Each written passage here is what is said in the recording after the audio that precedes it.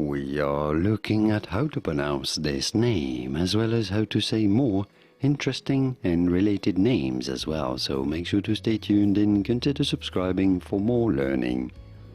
This is a given name, a female given name. Most generally, it is also the name of a town in Piedmont in northern Italy.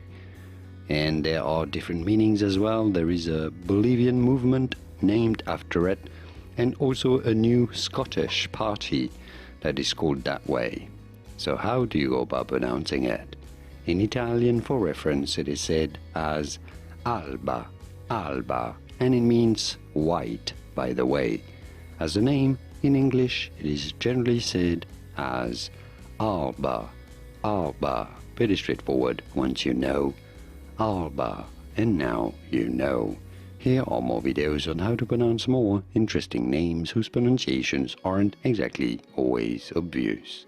I'll see you there to learn more. Thanks for watching.